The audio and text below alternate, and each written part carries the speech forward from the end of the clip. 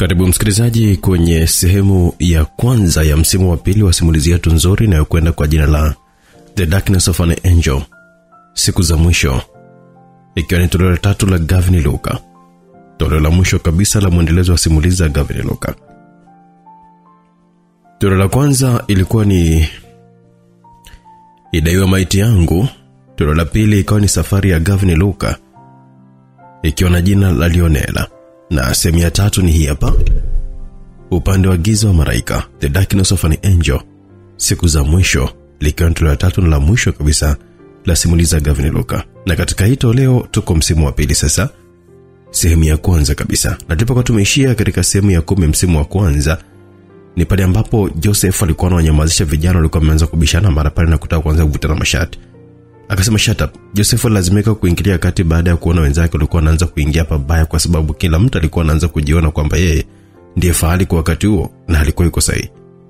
Nyewe jinga ndo kwanza tunaanza vita mbaya kabisa namna hii, afu tena hatari kuliko mnaingia kwenye migogoro ya kipuzi kama hii.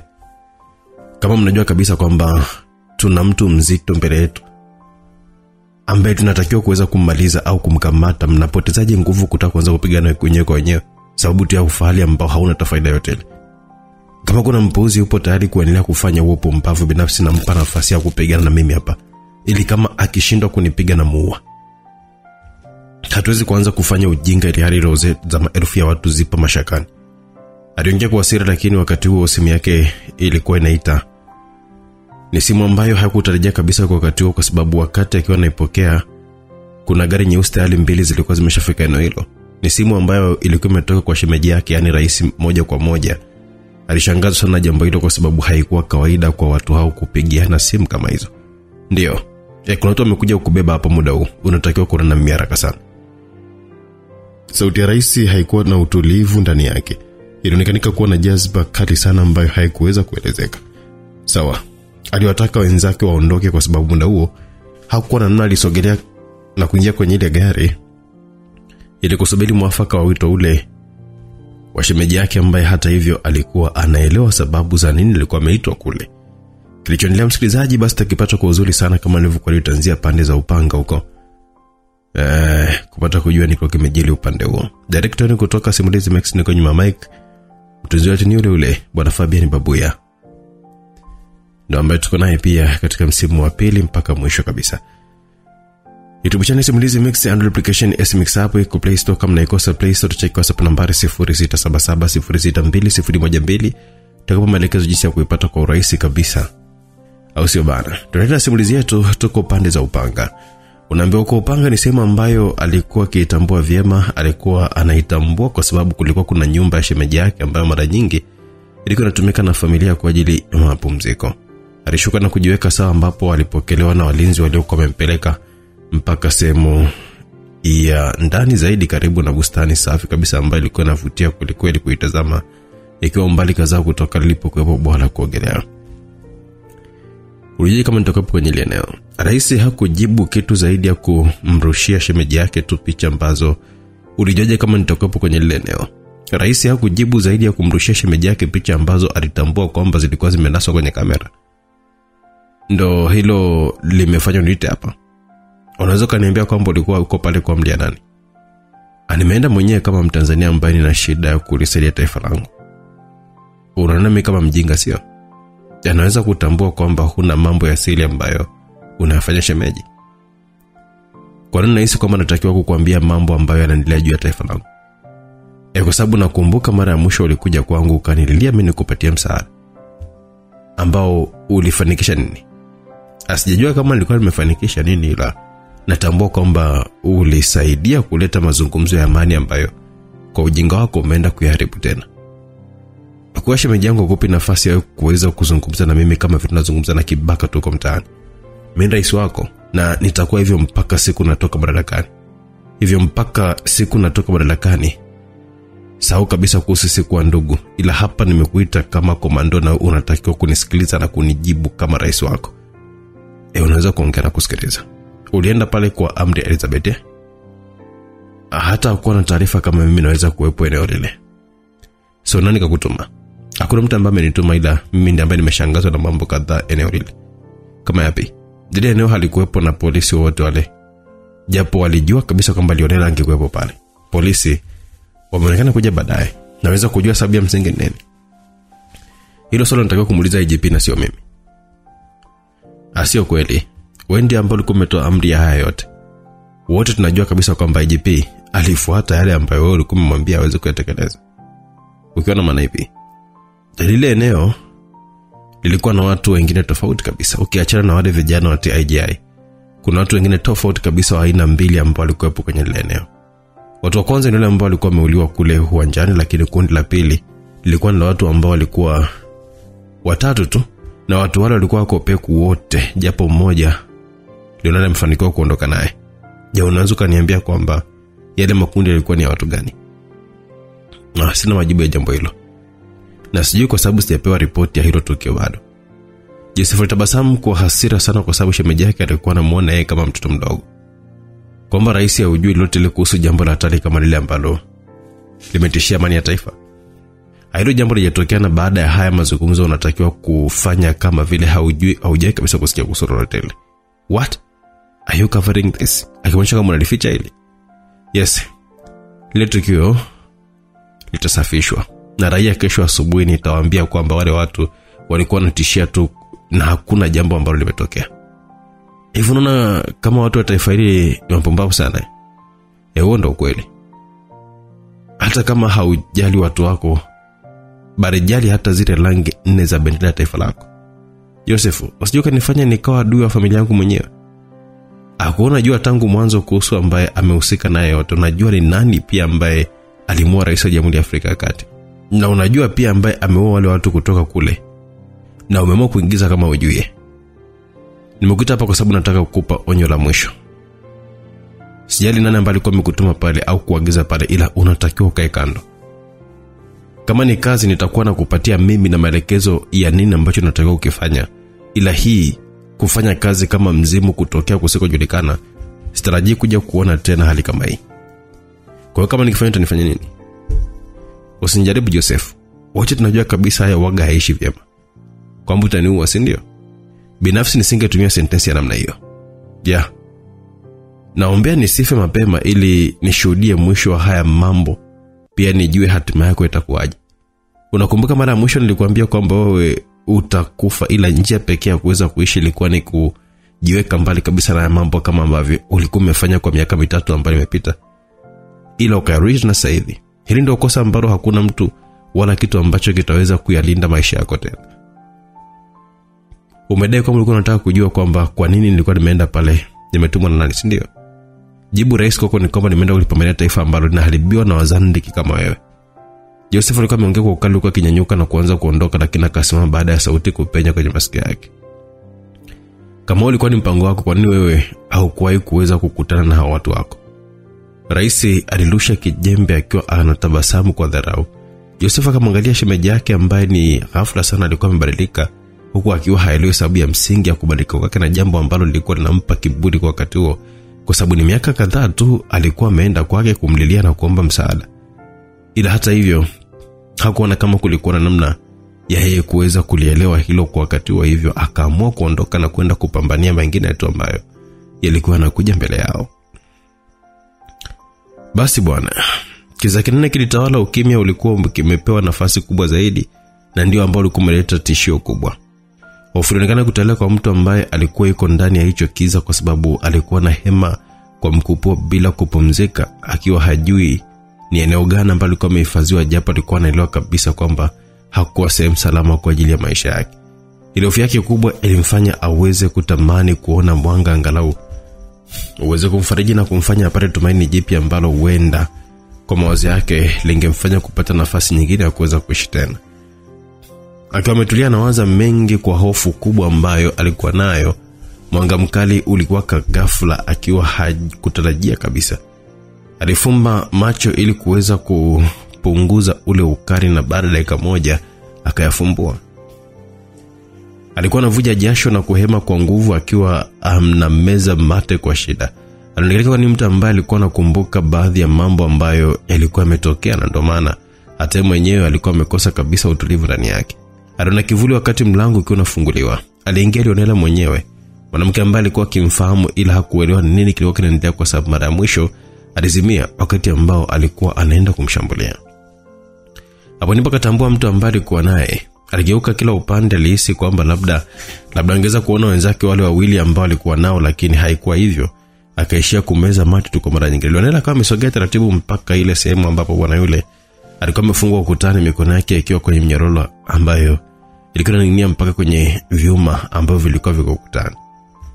Nani aliwatuma lile eneo mje kuniua? Mimi sijui.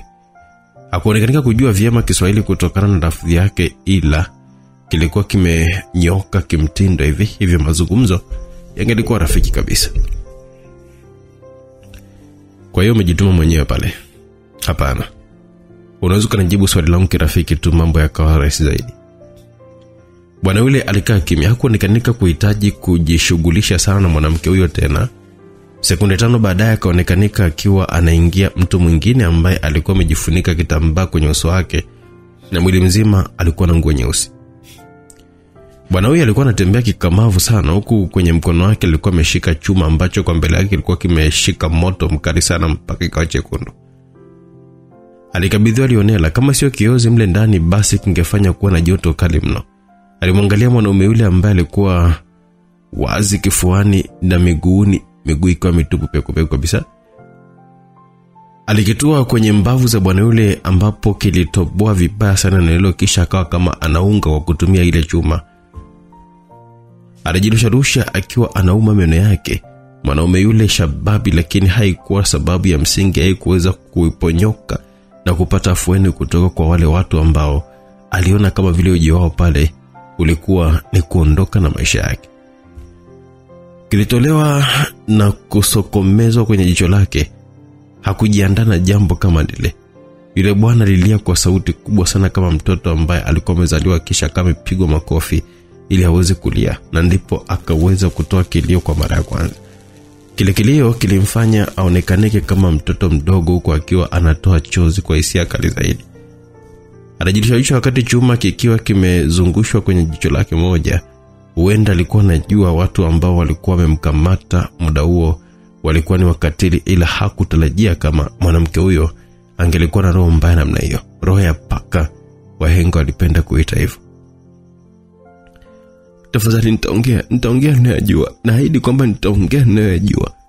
Aliongea kwa huruma kubwa sana wakati kioo kinahamishwa upande wa jicho jingine. Unapaswa kumshukuru Mungu kwa sababu unakulealea namna hii.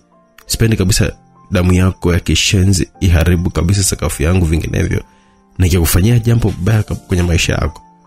Licha ya kumfanyia ule ukatili, lakini Lionel alimtaka yule bwana kushukuru kwa kupata afueni, kwa sababu vinginevyo alidai kwamba angemfanyia jambo baya sana la kutisha zaidi.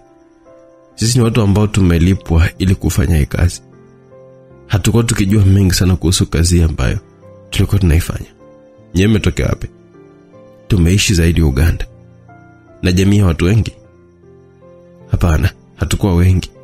Watu wao kwa mara ya kwanza wakati wakiwa wanakuja tulikuwa tupo 50. Tunaishi peke yetu tu, ila waliua wenzetu kadhaa ndipo kama tumebaki sisi. Ilikuwaje? Walidai kwamba kuna kazi tunatakiwa kuifanya, hivyo walituhitaji. Kuna wenzetu waliuawa kama mfano wa sisi ambao tulikuwa tumebakia ndio tukakubali kuja kufanya kazi. Kwa nini msingetumia nafasi hii kuweza kukimbia na mkaamua kuifanya kazi ambayo kwenu ni hatari namna hii? Kwa sababu wamewateka ndugu zetu baadhi wapo nao. Kama tungefanya hivyo ilikuwa ni lazima tuwauawe. Unamaanisha kwamba watu ambao walikuwa wamekuja kuwakodi nyie wana uwezo kuliko nyie? Ndio, wana watu wenye uwezo mkubwa zaidi yetu. Wengi ni maninja. Ninja? Ndio. Ni watu ambao hawana uwezo wa kawaida. Kwa nini kuja wao wakawatumanye? Asina jibu juu ya swali hilo, ila kwa uzoefu wangu ni kwamba huenda hawakuwa na imani kama kweli ungelikuwepo lile eneo, hivyo wakawa wametutuma sisi kama chambo tu, ili mambo kama yakienda vibaya wajue kwamba anaanzia wapi. Ila huenda ulikuwa ni mwanzo tu wa kuweza kuwapata nyinyi hapo. Unamaanisha nini? Watu wanaonekana kujipanga sana kwa ukubwa mkubwa sana. wana taarifa zenu nyingi sana, nadhani kwa sababu watakuwa na watu ndani kwenu. Unahisi hilo linawezekana? Ndio. Na imani wewe na watu wako ambao salama, kwa sababu kuna watu wako wanaonekanika kwamba wanawapatia taarifa hizo. Hayo tu umeyajuaje?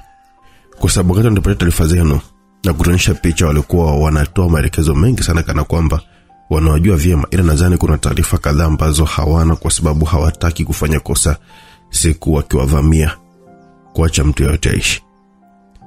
Okay, sasa nani ambaye anawapatia kazi ya kunivamia hapa? Kuhusu nani sijajua, kwa sababu hawa watu wote walikuwa wamefunika nyuso zao, ila kuna bwana mmoja hivi ambaye nilimsikia wakati tukiwa tunaongea, akiwa anaongea na simu, na baadaye akawa ameenda kumpatia maelekezo mwenzake kwamba sikusikia kiundani, ila nilisikia akiwa anataja kuhusu waziri wa mambo ya ndani wa Tanzania, hapana Kenya. Kwa maana pia anaweza kuwa ni sehemu ya watu. Kwa mazingira ya maelekezo yake naweza kusema kwamba ni sahihi. Bwana yule alikuwa akijitahidi kujielezea tu, lakini mwili ni kama vile ulikuwa unagoma kiasi kwamba akanatokwa na udenda pamoja na jasho jingi lisilokuwa naisha. Kuna kingine unakijua mbali na haya? Sijui kuhusu mengine, ila jiangalieni, kwa sababu wanaonekanika wanahitaji sana kuteketeza kizazi kizima. Kuna mengine umeyasikia? Jaribu kukumbuka vizuri, wewe ni mtu mzima ambao unaweza kukumbuka jambo hili, tusiendelee kuumizana mahali hapa. Lionela alikuwa akimwangalia usoni kwa umakini, akimsubiri bwana huyo akumbuke jambo kwa kumtisha, kwa sababu aliamini kwamba huenda kuna taarifa zingine alikuwa nazo, na ile hofu yake ingeweza kutumika kama msaada wa yeye kuweza kuzitoa taarifa hizo haraka sana. Kuna kitu pia nimekisikia kwamba kuhusu Jamhuri ya Afrika ya Kati. Jambo gani? Nadhani kule nako watakuwa wamewatuma watu ili kuhakikisha kwamba kazi zao zinaenda vizuri. Ni siku kadhaa tu zimepita tangu rais wa taifa lile afe, na tulikuwa tumesikia hizo habari, hivyo kwa maelekezo yake nikatambua kwamba ni wale watu walikuwa wamehusika, japo waliwasingizia nyie hapo. Hivyo na imani kwamba huenda wanahitaji kutuma watu kule. Kuna mengine? Hapana. Hatakuwa na muda mrefu wa kuweza kuzipata taarifa zao nyingi sana zaidi ya hizo. Kwa nini watu kama nyie ambao mnaishi maisha yenu tu mwe na uwezo wa namna hii? Tumejifunza mengi kwenye hii dunia ya kishenzi. Ulimwengu wa sasa hivi unahitaji watu ambao wana mabavu na uwezo wa kujilinda. Ukiwa mnyonge kwenye hii dunia, utateswa mpaka na watoto wadogo. Familia zetu tulitengeneza mfumo wa kuweza kupata mafunzo ya ngumi ili tuweze kujilinda siku moja, japo zoezi letu lilifeli. Umenipa ushirikiano mzuri japo kwa lazima. Ningetamani kupatia nafasi nyingine ya kuishi, lakini nitakuwa na hatalisha sana usalama wa familia yangu, hivyo kwa hilo naomba utanisamehe tu, kwa sababu sina namna nyingine zaidi ya kuweza kukuua. Usiniue tafadhali. Alikatishwa na mlio wa risasi kutoka kwenye bastola ambayo Lionela alivuta na kumpiga nayo, kisha akawa ameingia watu wawili na kuweza kusafisha hilo eneo. Nilikuwa sahihi baba. Lionela alikuwa ameketi kwenye ofisi yake ndogo wakati Othman akiwa mbele yake. Kwamba watu walitolewa sadaka. Ndio. Manake watu hawakuwa na uhakika kama wewe unaweza kufika lile eneo, hivyo wakawa wameamua kutuma watu wa kukodi, kwa kuwa walijua kabisa kwamba kama wakituma watu wao halafu mambo yakaenda vibaya, basi ingelikuwa rahisi sisi kuweza kuwapata wao. Kwa hilo nawapongeza kwa sababu wamefanikiwa, ila kuna jambo moja ambalo walijisahau, na ndipo mwisho wao unaenda kuwa ni mbaya zaidi. Unahisi ni kweli kwamba waziri wa mambo ya ndani anaweza kuwa na usika kwenye hili? Mtu akiwa kwenye hofu namna ile hawezi kabisa kusema uongo kirahisi, kwa sababu anakuwa naamini kwamba kila jambo ambalo sio la kweli atakalolitamka atashtukiwa. Hata kama huyu mtu hausiki moja kwa moja kwenye hili, basi ni lazima kuna taarifa za muhimu ambazo atakuwa nazo kuhusu hawa watu, hivyo unaweza kuwa mwanzo mzuri. Unataka nini kifanyike? Kwa sababu mimi naenda kupotea kwa muda, sitaonekanika popote pale, na sitataka mtu yeyote yule ajue nilipo, lakini kuna kazi ambazo zinatakiwa kufanyika kipindi mimi nikiwa sipo. Jambo la kwanza, nataka Mabanzi aende Kenya kufuatilia hili, na jambo la pili, nataka wewe uende ndani ya Jamhuri ya Afrika ya Kati, kwa sababu siku ya mazishi ni kesho kutwa. Nahitaji ujue nini kinaendelea kule. Akina nani ambao wameenda kule na wanafanya nini, na hatua zote ambazo zitakuwa zinafuatwa na serikali ile, na mambo ambayo wanatarajia kuweza kuyafanya, kwa sababu wao wanasubiri uthibitisho tu kama ni kweli sisi tunahusika, ili waweze kufanya maamuzi yao ya mwisho. Na kuhusu hili najua kuna watu lazima watakuwa kwa kule ambao wametuma ili kuweza kuhakikisha kwamba sisi tunaonekana kwamba tunahatia hiyo, na baada ya hapo tutarajia kwamba tutaanza kupambana mpaka na mamlaka za kimataifa vita ambayo inaweza kuwa ni mbaya. La mwisho, ukipata nafasi kana rais wao, kuna maelekezo ambayo nitakupatia. Mumeo hataki kuyajua haya. Kwa mara ya kwanza najikuta simuamini kabisa mume wangu. Mara ya kwanza nilikuwa nimehisi kwamba ni mawazo tu yalikuwa yananisumbua, ila nimekuja kugundua kwamba sio kweli. He's not to be trusted now. Kwa sababu mpaka muda huu hapa ninavyoongea na wewe sijui yuko wapi na anafanya nini. Kama muamini namna hiyo, ulikuwa unatakiwa kumfuatilia ili uwe na uhakika naye. Yule kwa miaka kadhaa ni mtu ambaye alipenda kufanya meditation, na kuna wakati waga anapotea kabisa kwenda milimani, sehemu ambayo ina utulivu, na wewe ndiye mlikuwa unampatia ruhusa ya kufanya hayo. Hivyo huenda yupo huko, lakini kama unaona roho inagoma kabisa, unatakiwa kufuatilia kwa karibu sana, ili kama kuna mambo mabaya basi tuweze kuyazuia mapema sana kabla tujachelewa. Othmani alikuwa ametoa ushauri mzuri, lakini mwanamke huyu alikuwa na sita kufanya maamuzi juu ya jambo hilo, kwa sababu mwanamume huyu alikuwa ni mume wake halali kabisa. Alivuta picha ya mwanae na kuiangalia kwa umakini kwa dakika nzima bila kuongea kitu. Akatabasamu baada ya kumuona kijana wake ambaye muda mwingi hakutakiwa kukutana naye kabisa kwa wakati huo. No, kama kuna tatizo nitalifuatilia mwenyewe, kwa sababu sihitaji hili lije kugundulika na mtu mwingine yote yule. Ulishawahi kupata taarifa zote kuhusu ile familia yake kwa sasa? Hapana. Kwa nini? Kwa sababu nahitaji kuonana nayo. Kukutana na familia ya Jabari? Ndio. Hata kama hakuna maelewano kati yao, basi hao watu natakiwa kukutana nao kwa sababu tayari tuna damu yao. Unahakika hilo jambo? Na hakika nalo. Hivyo kabla wewe kwenda huko, nahitaji taarifa zao za ndani kabisa, na kuna mambo ambayo natakiwa kuzungumza nao. Kisha ndipo nitafanya maamuzi ya kukaa kikao na mume wangu, kabla sijafanya maamuzi ya kuweza kumhisi vibaya. Hilo litafanywa kazi. Kingine ni kwamba nahitaji hii kazi ifanyike kwa weledi mkubwa sana, kwa sababu inaonekana kama tunapambana na watu ambao wamewekeza kwa muda mrefu sana kwa ajili ya kutupata sisi. Kwa maana hiyo, mambo hayatakuwa rahisi mbele yetu, na ubaya ni kwamba huenda ni kweli tuna wasaliti ndani yetu. Hawa wanapatikana muda si mrefu tu. Wawili wale walimaliza kwa kifupi, na mambo ambayo yalikuwa yanatakiwa kuendelea wakati huo yalikuwa ni kuhusu hatua zao za mbele ambazo zilikuwa zinafuata, kuhakikisha kwamba kila kitu kinaenda kama walivyokuwa wamepanga, huko Lionel akiahidi kwamba alikuwa anapotea kwa muda usiojulikana, ikiwa haitambuliki kwamba lengo lake la ndani la kufanya hayo ilikuwa ni lipi, huku akiwa hana hata mpango wa kumwaga mumewe kipenzi ambaye naye alikuwa amepotelea kusikojulikana. Ni kama ndoa yao haikuwa sawa kwa wakati huo. Namanga Rongindo. Kata hiyo ambayo inapatikana kaskazini mwa Tanzania mkoani Arusha, ambayo ipo mpakani mwa Tanzania na Kenya, ndiko ambako alionekanika mwanaume wa kazi. Mwanaume ambaye hakuwa kieleweka alikuwa anafanya nini, kwa sababu zipi na kwa malengo gani, ila alionekanika kuwa mtu wa muhimu kwenye mipango ambayo ilikuwa mezani. Jabari Mark, mwanaume huyo alikuwa amesafiri mpaka ndani ya hilo eneo kwa ajili ya kukutana na watu kadhaa ambao walikuwa wakishirikiana kwa muda mrefu sana. Usiku wa saa 6 alikuwa yuko nje ya kanisa moja kubwa ambalo ndani yake kulikuwa kuna mishumaa ya kutosha. Alikuwa akiangalia mazingira akiwa ameshika sigara ya bei ghali sana, akiwa anaivuta taratibu. Alikuwa amevaa suti ya bei ghali mno, kuonyesha kabisa kwamba hakuwa na njaa.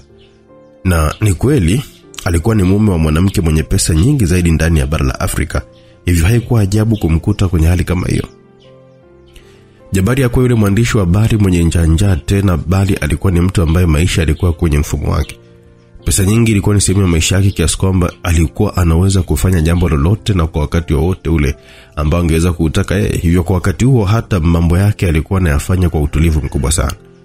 Aliangalia saa yake na kugundua kwamba alitumia nusu saa nzima ilo eneo. Alisonya akiwa yuko makini kila upande mpaka alipokuwa amehisi kuona msafara wa gari kadhaa zikiwa zinaingia ilo eneo.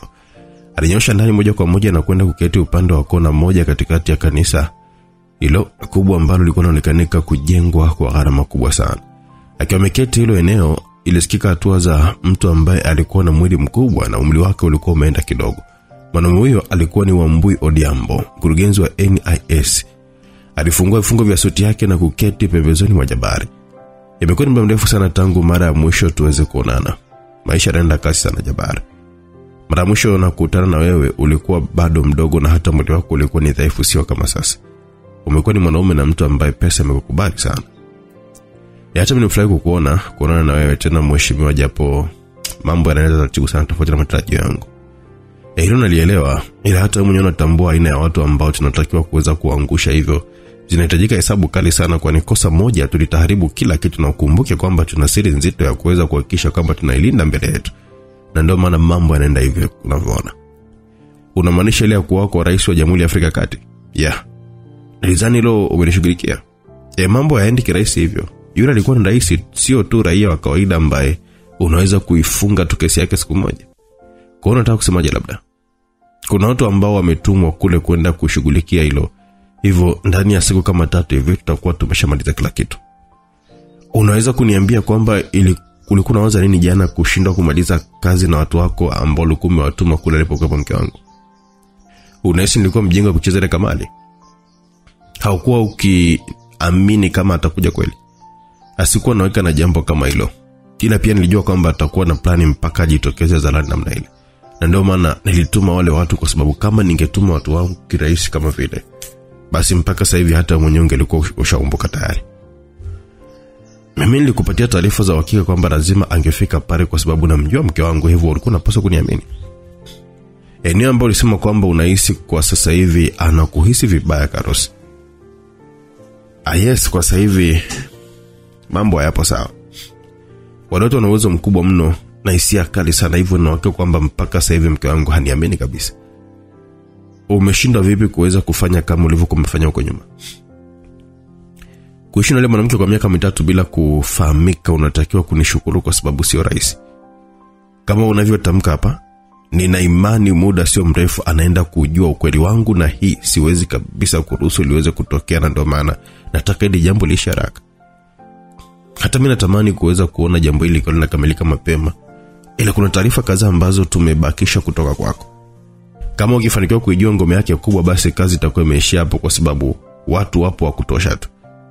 Hilo jambo sio rahisi, kwa sababu tangu nianze kuishi nao nimefuatilia mno kujua hiyo ngome kuu iko sehemu gani, ila imeshindikanika zaidi ya kuzijua tu ndogo ndogo. Tuna kwenye hiyo ngome kuu ndiko kuna hazina kubwa sana ya hawa watu ambao kumehifadhiwa hata madini huko.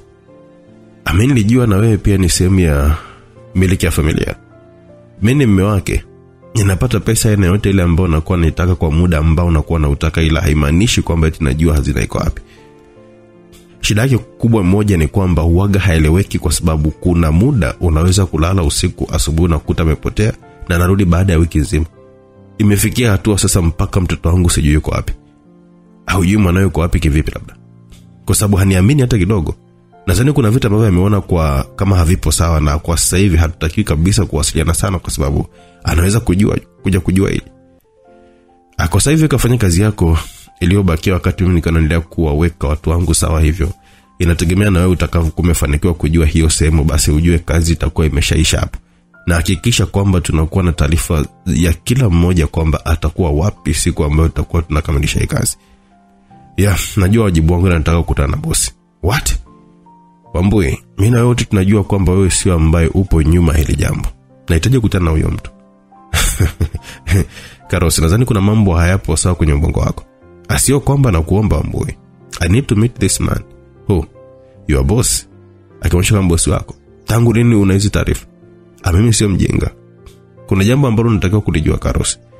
Unataka kujua mipaka yako, hivyo kwa sasa hivi usijione kwamba umekuwa mkubwa, na kuna kazi ambayo unatakiwa kuifanya kwa sasa, ambayo ni Mzee Malik anatakiwa kufa tena kwa mkono wako.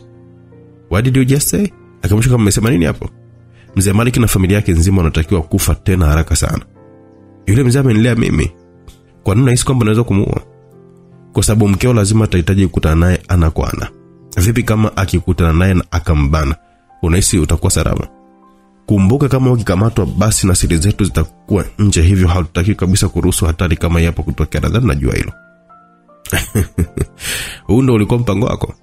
We are both ambitious men, Carlos, and you know this better than anyone. Akionyesha kwamba sio wote ni watu wenye tamaa, bora Carlos, na unajua hili swala vizuri kuliko mtu yote yule.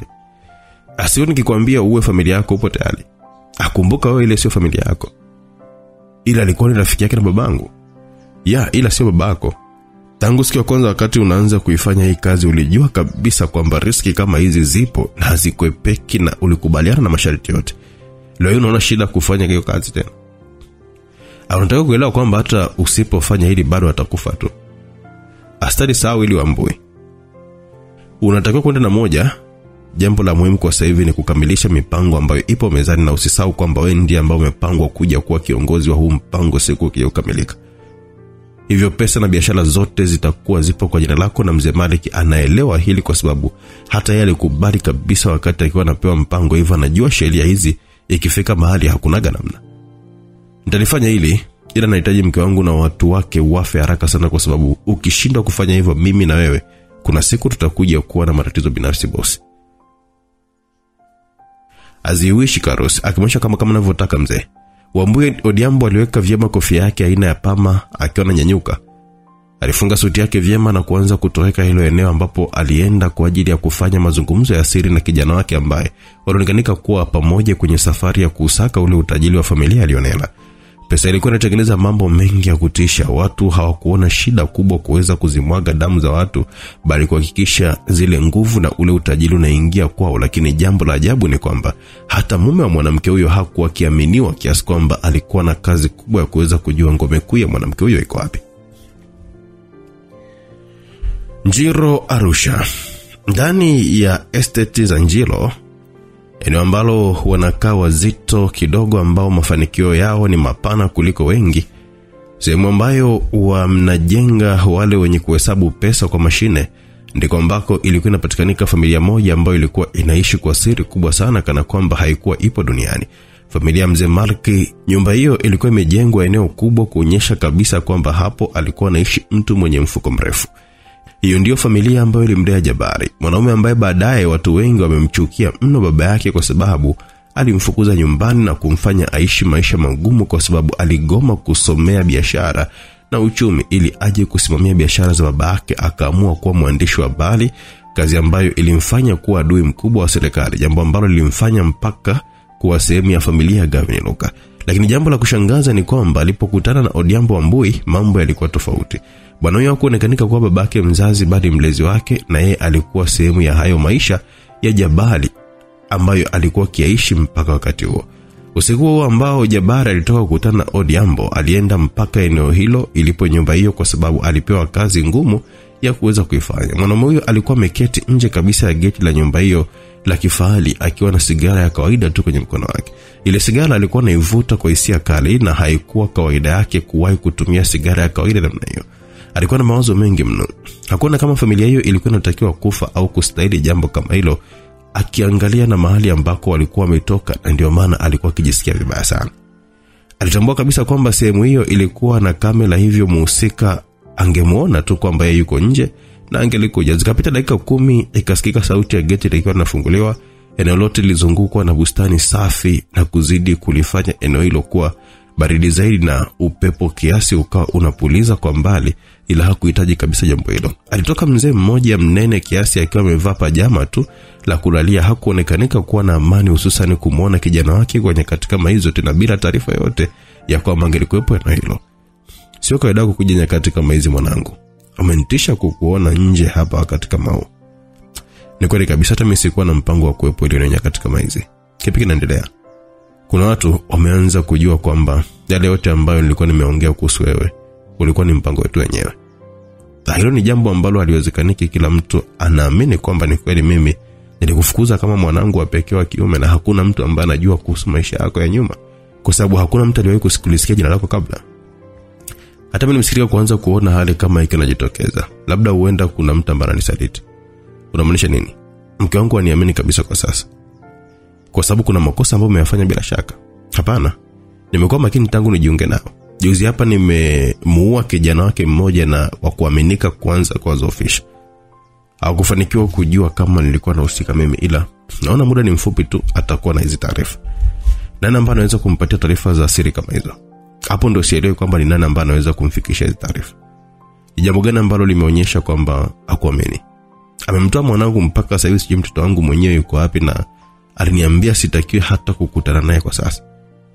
Karosi. Nadhani kuna jambo ambalo nilikuwa nimesahau kukupa hii shule. Ni kawaida kwa mwanamke akiwa na mali na nguvu kutaka kumtawala mwanaume. Hapo anakuona kama wewe kwake ni kijakazi tu, na ndio maana anaweza kufanya analotaka yeye. Amini mtu mzima tayari najua wakati mambo yakiwa sawa na mambo yakiwa yako hovyo. Kwa hiyo siongei hapa kwa kubahatisha, bali nina uhakika na jambo ambalo nakwambia. Yule sio aina ya wanawake wa hivyo ambao unawasema wewe. Ni aina ya mwanamke wa tofauti kabisa ambaye kila mwanaume angetamani kuishi naye kwa maisha yake, kwa sababu huaga hatumii nguvu yake ya kipesa wala kimwili kuwanyanyasa wengine au kuhitaji kuwa juu ya wengine. Vita yake kubwa ni usaliti. Kama najua kuhusu wewe, basi mpaka sasa hivi usingekuwa hapa. Hilo nalijua, na ndio maana natakiwa kuchukua hatua mapema sana, kwa sababu sijui hatua yake ambayo inafuatia itakuwa ni ipi. Kwa nini upo hapo kwa muda huu? Nataka kujua kama babangu alikuwa mtu wa namna gani kwenye maisha yake kabla ya kuuawa. What? Nadhani mnaelewa baba. Haya yanatokea wapi ghafla namna hii?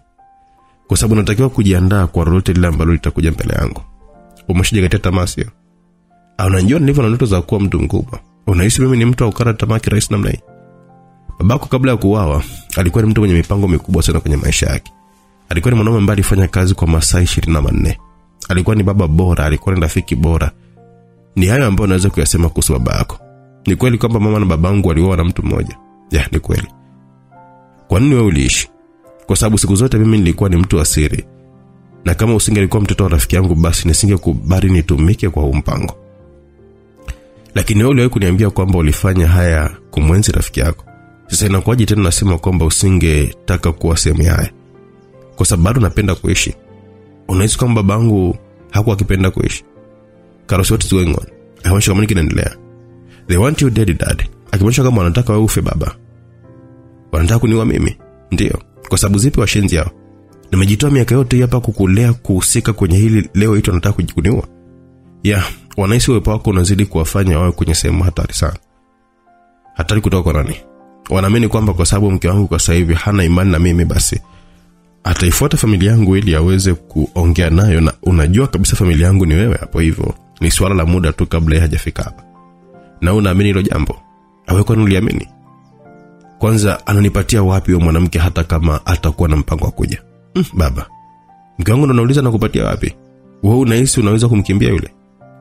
Unamaanisha ni Carlos atakupata tu kama akitaka, na akinipata si atakuja kuzungumza na mimi kama babako?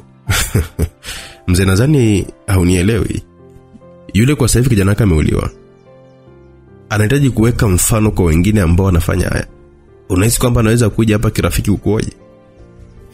Are you with them, Carlos? Akimaanisha kwamba uko pamoja nao. Do I have a choice here? Akimaanisha kwamba unafikiri nachagua hapa. Kwa hiyo wamekutuma wewe ndo uniue mimi. I'm afraid so, father. Akimaanisha kwamba anaogopa ndo hivyo mzee. No, hauwezi kuniua mimi na familia yangu. Kwa sababu hata nisipofanya hivyo mimi, hawa watu watakufanyia hivyo. Na kama sio hivyo, basi mke wangu mwenyewe atakuua. Usinifanyie hivi. Mimi naweza kuondoka leo na kwenda mbali ambako hakuna mtu ambaye anaweza kujua kama bado mimi nipo hai. Hilo jambo litakiwa ulifanya mapema kabla ya kutokea, kwa sababu wewe ni mmoja kati ya watu ambao walikuwa wanajua vyema sana kuhusu hili swala. Please Carlos, I'm sorry dad. Mzee huyo baada ya kuona mazungumzo yamezidi kuwa serious, alikuwa anahitaji kukimbilia ndani, lakini hakupewa nafasi kwa sababu Jabali aligeuka kwa nguvu na kumrukia mzee huyo, ambapo alivuta kisu na kukizungushia kwenye shingo ya mzee Mark, kisha akamsukumizia ndani ya geti ili damu zisisambae nje ya jengo hilo. Wakati kanadondokea ndani, walinzi walikuwa wanakuja upande ule, lakini nyakati hazikuwa upande wao, kwani Jabali alivuta bastola ambayo ilikuwa na kiwambo cha kwa ajili ya kuzuia sauti. Aliua walinzi wote watano, kisha akawa ameingia ndani na kuua familia nzima ya mzee huyo ambaye ndiye alimlea, huku dunia ikitambua kwamba ndiye alikuwa babake mzazi, ila haikuwa kweli. Huyo ndio Jabali Mark bana. Nusu saa baadaye, baada ya nusu saa kupita tangu Jabali aweze kufanya mauaji ya eneo hilo, akaonekana kama mtu mwingine akiwa anaingia hapo. Hakuwa amejifunika, hiyo sura yake ilikuwa inaonekana vyema kabisa. Alikuwa ni Lionel mwenyewe. Eneo lilitulia, ila baada ya kuangalia sehemu ambayo ilikuwa na kamera aligundua kwamba ilikuwa imeharibiwa. Hiyo haikuwa ishara nzuri, hivyo akadunda kwenye ukuta na kutua ndani. Kuanzia getini damu zilikuwa zimetapakaa hapo. Alisogea mpaka eneo hilo na kuona miili kadhaa, na moja kati ya miili ambayo ilikuwa pale ilikuwa ni ya mzee Mark mwenyewe. Alitambua kabisa kwamba alikuwa amefanya kosa kushindwa kufika mapema eneo hilo. Alitembea haraka mpaka ndani ambako nako alikutana na hali ya kutisha kuliko. Familia nzima ilikuwa imeuawa na miili bado ilikuwa ni ya moto, ikionyesha kabisa kwamba waliuliwa muda mfupi tu ambao ulikuwa umepita, hivyo zoezi lake lilifeli. Alitafuta mpaka alipokuwa amefanikiwa kuingia sehemu ambayo ilikuwa inatumika kuongozea kamera. Eneo hilo liliharibiwa na mkanda haukuwepo, ikimaanisha kwamba muuaji hakutaka kabisa kumpa nafasi ya kupata ushahidi. Jambo hili limshangaza kwa sababu kuna mtu ambaye anaonekana kila wakati kumtangulia hatua moja mbele. Alijitahidi kuangalia humo ndani kama kuna vitu vya maana angeweza kuvipata, lakini hakukuta hata kimoja ambacho kingeweza kumsaidia kweli. Alijisikia vibaya sana kwa sababu ilikuwa ni familia ya mumewe, familia ambayo kwa mara ya kwanza alikuwa anahitaji kukaa nayo ili aweze kupata upande wao wa simulizi ya maisha ya Jabari. Maana Jabari alikuwa kuitumu kumfanyia ukatili wa kumfukuza mpaka kwa anasakwa ili aweze kuuawa, mpaka mwisho wa siku akaona kwamba anawafaa. Lakini baada ya kuona kuna vitu havieleweki kwake, alikuwa anahitaji kukutana na mzee huyo ambaye alikuwa ni mfanyabiashara maarufu, ila kwa muda mrefu alikuwa amepotea na maisha yake yakawa ni asiri na ukimya mkubwa. Kwa bahati mbaya, siku ambayo alikuwa anaona kwamba ilikuwa ni sahihi kuweza kuongea naye ndio siku ambayo mzee huyo alipoteza uhai wake, hivyo hakupata hiyo nafasi tena. Swala ambalo lilikuwa limebaki ni kuweza kumtaarifu mumewe, mwanaume ambaye mpaka wakati huo hakuwa na imani naye hata moja, ila aliamua kuupa muda nafasi ya kuweza kuhukumu. Mau Forest, Kenya. Mita 500 kutoka ilipoanzia historia ya kutisha Tanzania na Kenya, eneo ambalo lilikuwa limebeba kumbukumbu kubwa ya maisha ya watu wengi ambao walikuwa wamekufa, eneo ambalo lilikuwa na kumbukumbu ya baadhi ya watu ambao walikuwa wanaendelea kuishi na majuto makubwa sana, sehemu ambayo isingesaulika kwenye vitabu vya kumbukumbu ya milele ya taifa la Tanzania na Kenya, ndiko ambako hakukuonekanika kuwa hali ya kawaida nyakati kama hizo za jioni, ya waweza kusema kwamba usiku wa mapema. Eneo hilo lilipatikanika ndani ya msitu mzito wa Mau, msitu ambao ndio kwa mara ya kwanza kabisa Gavin Luka alionekanika akiwa na uawa na kuchoma moto baada ya kupotea kwa mazingira ya kutatanisha kwa miaka 5 na baadaye kuja kupatikana. Watu wao waliamini kwamba hilo jambo ni la kweli, walikuwa na ushahidi wote kwamba bwana huyo amekufa, mpaka pale alipokuja kuonekanika hadharani tena ndipo akashangazwa na maisha yake. Kushangazwa kwao ilikuja baada ya kuweza kuwapoteza watu wao wengi sana kutokana na jambo hilo ambalo lilitokea na kufanyika huko. Binadamu pekee ambaye alikuwa amebahatika kuweza kusalimika lile eneo alikuwa ni Sarah Martin, ambaye jambo hilo lilikuja likapelekea yeye kujiunga na watu hao baada ya serikali kuanza kusakama, hususa kumsakama sana alipotumika kwa kuweza kumua mke wa Rais George, yani Valeria George. Sasa umbali wa mita 500 kutoka lilipokuwepo hilo eneo kulionekanika kuwepo makazi ya watu wengi, watu ambao hawakuonekanika kuwepo huko kwa bahati mbaya, bali walikuwa pale kwa ajili ya kazi maalum. Ilikuwa ndani ya msitu mzito, eneo ambalo kwa binadamu wa kawaida ilikuwa ni ngumu hata kwenda kutembelea kirahisi kwa sababu kulikuwa kunatisha, ila ndiko ambako watu waliamua kuishi na kufanya mambo yao kwa amani, kwa sababu hayakutakiwa kuonekanika kwa watu wengi kwamba ilikuwa inafanyika huko. Watu ambao walikuwa wanaishi huko pia hawakuwa kawaida, hawakuwa watu wa kubeza kana kwamba walikuwa huko kwa bahati mbaya, bali walikuwa wanajiandaa kwa ajili ya kazi maalum, kazi ngumu na nzito ambayo ilikuwa mbele yao, ila walikuwa wanatakiwa kuhakikisha kwamba wanaikamilisha kazi hiyo tena kwa ukubwa. Ni miaka mingi ilikuwa imepita, hivyo walikuwa wanatengenezwa watu wa kutisha. Kulikuwa na watu wenye uwezo wa ajabu kwenye ulimwengu wa mapigano, lakini hata miili yao haikuwa ya kawaida. Eneo hilo pia walikuwa wanahifadhiwa ninja ambao walikuwa kwa ajili ya kazi maalum. Ni eneo ambalo kama ungeingia basi usingeweza kutoka badani, lakini utofauti wake ni kwamba kwa wakati huo kulikuwa kuna makazi kabisa, ambapo zilikuwa zimejengwa nyumba nzuri za chini chini ambazo zingine zilikuwa zipo ardhini kabisa, kiasi kwamba hata kama mtu angefika eneo hilo asingetambua kwamba kuna mijengo mingine ardhini. Ni eneo ambalo lilikuwa na historia mbaya, hivyo hakuna binadamu alikuwa anaweza kwenda, na ndio maana watu wao waliona kwamba lilikuwa ni eneo sahihi kwa ajili ya kufanyia maandalizi yao na mambo yao kwa ujumla. Upande wa nje wa ile eneo kulikuwa kuna wanaume kadhaa ambao walikuwa wanaipasha miili yao. Hawakuwa wakipasha kwa kubembelezana, bali hali ambayo ilikuwa inaendelea pale ilikuwa inatisha kweli kweli. Kuna mabwana wawili ambao walikuwa wamevaa kombati za taifa la Kenya. Wanaume hao walikuwa wanatizamana kwa kutamaniana vibaya mno. Miguu yao ilikuwa imezungukwa na buti ambazo ilikuwa ni ngumu kweli kweli. Mmoja akiwa anashangaa upepo ambao ulivuma kutoka pembeni, alisi mguu ukiwa unakuja upande wake. Alijaribu kukwepa ukakita kwenye mti mpaka ukabandua gome la mti ule. Alimeza mate kwa sababu kama mguu ule ungeweza kutua kwenye mwili wake tena akiwa hajajiandaa, basi ingelikuwa ni hatari kubwa mno. Alitembea kama mtu ambaye alikuwa anasukumwa na mashine. Akiwa anakaribia kumfikia mwenzake, aliteleza kama anataka kudondokea mkono wake, lakini hakufika ardhini. Alinyanyuka ghafla na kurudi nyuma akiwa amemuuza mwenzake ambaye alikuja bila hesabu, akiamini mwenzake ndiye kakosea, kumbe yeye ndiye ambaye alikuwa anaingizwa kwenye 18. Mkono mmoja uliokomaa ulipita kwenye hewa, kisha bwana yule akajigeuza na kujiviringisha kwa nguvu, akitoa na mguu wake kwenye mbavu za mwenzake ambaye alihemea kwa ndani. Alizungushiwa buti kali kwenye mguu wake, akawa amekosa balance nzuri.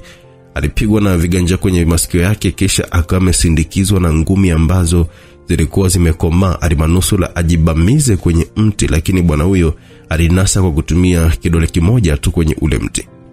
Alionekana kupata hasira kutokana na jambo lile ambalo alikuwa amefanyiwa na mwenzake, hivyo alijifyatua pale kama risasi. Alikuwa anatembea kwa kasi kubwa kiasi kwamba ungehisi kuwa ni kivuli kinakuja. Aliteleza na kugeuka nyuma, ambapo alijitokeza nyuma ya mwenzake. Alitembeza uti kwenye mti wa ugongo. Kama ule mwili ungelikuwa ni mtu dhaifu, basi angeuvunja mgongo, japo kwa zile ngumi ilikuwa ni hatari kubwa sana kwa mwenzake. Hakuonekana kama alikuwa anafanya mazoezi tena, bali pambano lao liligeuka na kuwa la kweli kabisa, kutokana na kila mtu kuwa na jazba na mwenzake kwa yale ambayo yalikuwa yanafanyika. Ile mwenzake naye aliona kama jamaa yake sasa alikuwa na mpango wa kumua na sio kupigana kirafiki tu.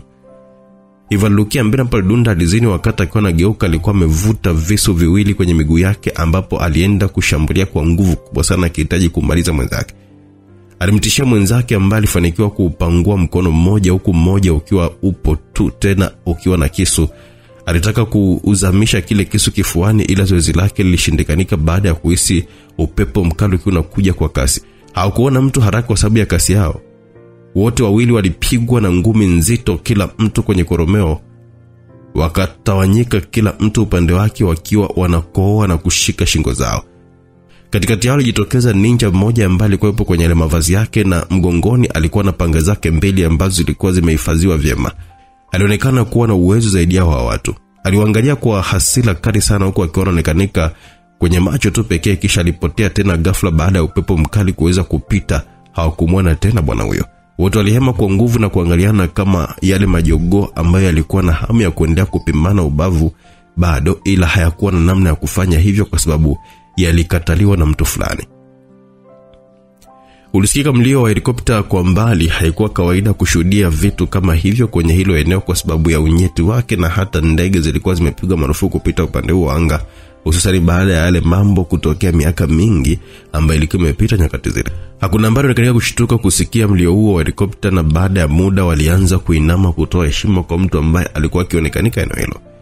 Alikuwa ni mwanaume mmoja mnene, lakini alikuwa akifahamika vizuri kabisa kwamba yeye alikuwa ni nani. Odhiambo Wambui, National Intelligence Service Director General, ambaye alikuwa amehudumu kwenye nafasi hiyo kwa muda mrefu mno. Haikueleweka sababu ya msingi ya yeye kuweza kuwepo kwenye nafasi hiyo kwa muda mrefu hivyo, kwa sababu kila rais ambaye alikuwa anaingia madarakani alikuwa akimbakisha kwenye hiyo nafasi, na mpaka wakati huo bado alikuwa yuko hapo. Bwana alitembea hatua kadhaa akiwa anaongozwa na walinzi wa hilo eneo, na alipokuwa amefika sehemu moja ambayo ilikuwa na nyumba moja nzuri ila ndogo, alivua viatu na kuingia ndani. Alivua nguo zake zote na kupewa shuka moja jeusi ili kwenda kukutana na mtu ambaye yeye alipanga kuonana naye hapo. Eneo hilo lilikuwa limepambwa mno, kulikuwa na vitu vyenye thamani kubwa isiyokuwa na kawaida. Alivaa shuka lake na kuanza kutembea taratibu, ambapo hatua zake ziliwafikisha kwenye ngazi ambazo zilizidi kushuka ardhini. Kuna sehemu alikuwa amekaa akazungushwa kwa muda mpaka akili yake ikawa haielewi yuko wapi tena, na ndipo lifti ndogo ilitokea ambapo alipanda mwenyewe. Akashuka mpaka ardhini ambako kwa hesabu zake ni kama ilikuwa ni hatua ya ghorofa 2 hivi. Huko alikutana na dunia nyingine kabisa. Kulikuwa na watu kadhaa ambao bila shaka walikuwa ni walinzi wa ile eneo, watu ambao walikuwa wakifanya mazoezi makali mno. Alimeza mate na kutembea mpaka alipoikuta sebule moja hivi kubwa, ndipo akapokelewa na walinzi wawili ambao walimtaka wafuate. Alitembezwa mpaka ndani ya chumba kimoja ambacho kilikuwa na huduma kama za hospitali. Hapo kulikuwa na mtu ambaye uso wake ulikuwa umefunikwa, kuonekanika kuwa kwenye hali nzuri kwa sababu alilazwa kwenye kitanda ambacho bila shaka alikuwa anaendelea na matibabu, kwa kuwa amezungukwa na dripu za maji kila kona mwili wake. Sipendi kukuona hapa mara kwa mara. Nahitaji kupata muda wa kutosha wa kupumzika. Unaweza kuniambia ni kipi ambacho kimekufanya uje haraka na ghafla na hii?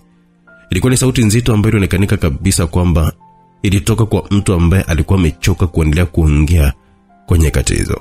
Msikilizaji, tuishie hapa katika sehemu ya kwanza msimu wa pili.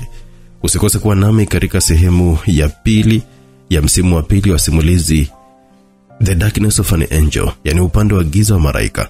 Tupo katika siku za mwisho katika simulizi ya Gavin Luka, hili likiwa ni toleo la 3.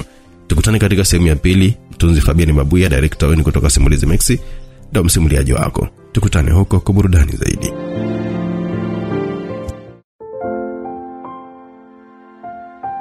Karibu sana msikilizaji kwenye sehemu ya pili ya msimu wa pili simulizi The Darkness of an Angel, upande wa giza wa malaika. Tukiwa kwenye siku za mwisho safari ya Gavin Luka, ikiwa ni toleo la 3 na la mwisho kabisa. Tulikuwa tumeishia wakati ambapo Bwana Wambui alikuwa ameenda katika msitu wa Mau huko Kenya. Akaenda katika kambi moja ya siri ambayo ilikanika kuwa huko ndani ya msitu, semano ya kutisha sana.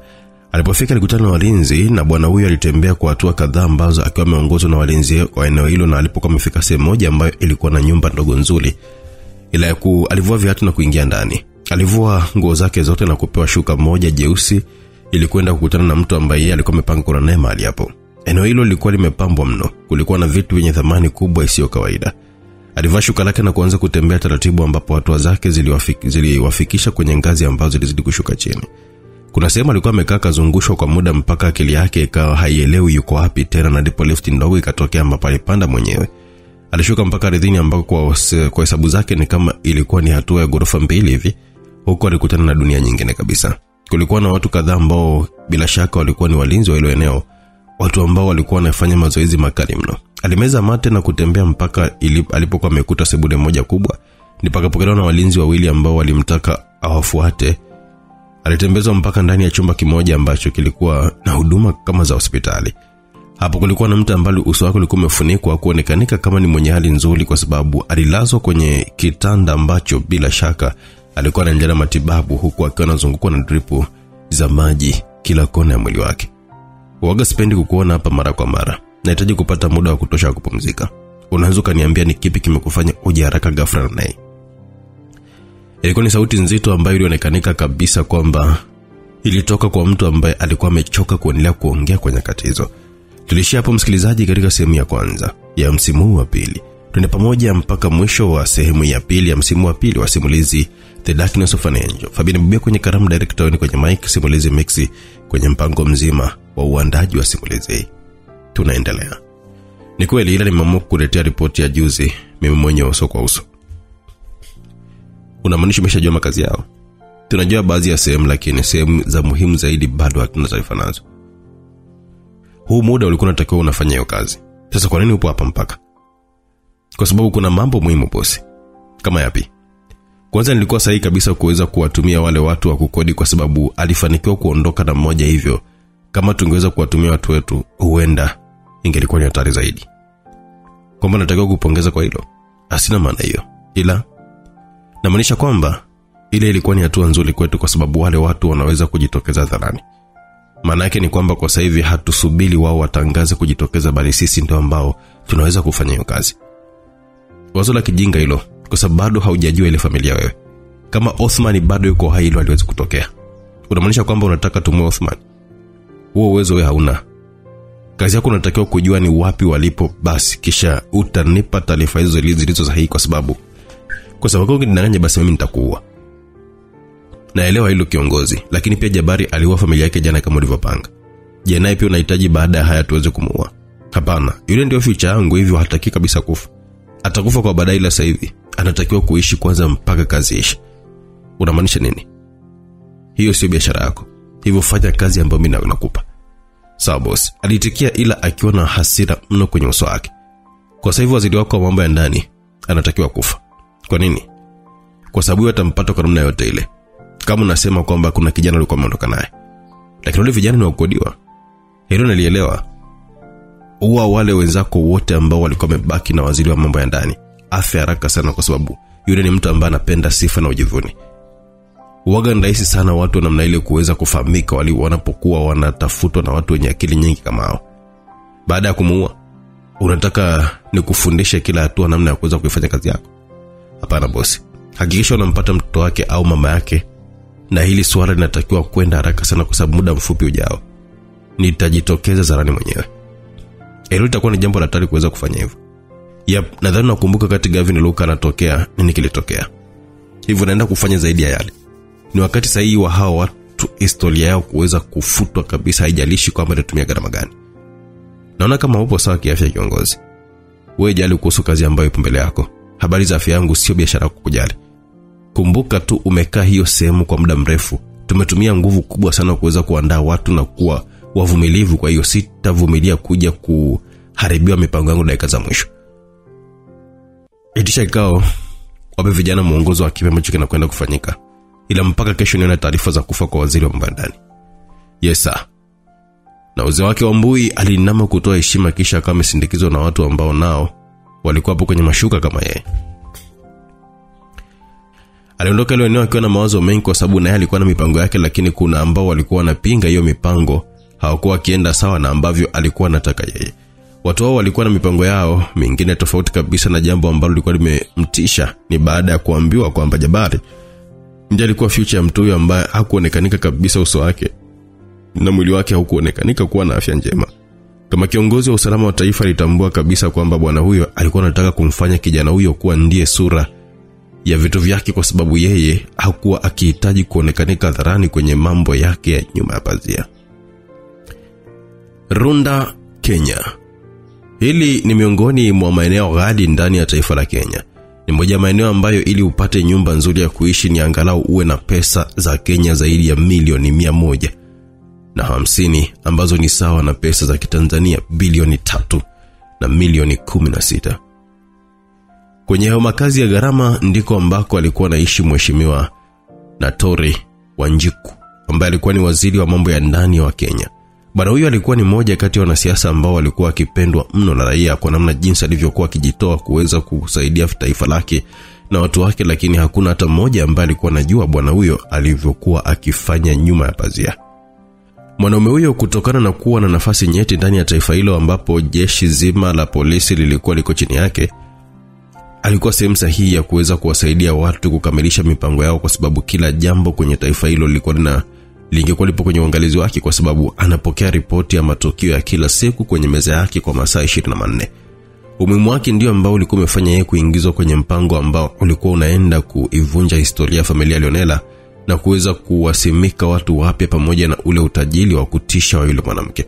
Nyakati zilikuwa zinaenda kwa kasi kubwa sana. Mambo yalikuwa yameanza kutokwenda sawa, hivyo watu waliona hatari mbele yao. Ujio wa tatizo ndio ambao ulikuwa umefanya kuwepo kwa maamuzi magumu ya kuweza kuwapunguza watu kadhaa ambao walionekanika kwamba wanaweza kutambulika kirahisi. Mmoja kati ya watu hao alikuwa ni Natron Wanjiku.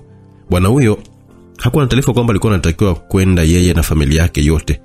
Watu hao kwa wanahitaji kuacha ushahidi kwa namna yote ile, kwa sababu ingekuja kuwa mbaya sana kwa baadaye kama mambo yakienda vibaya. Kwa hiyo hatua madhubuti zilikuwa zinaenda kuchukuliwa haraka na mapema. Alikuwa na familia ya watoto wawili na mke mmoja. Wote walikuwa wakiishi ndani ya eneo hilo pamoja na walinzi ambao walikuwa ni maaskari wa taifa hilo.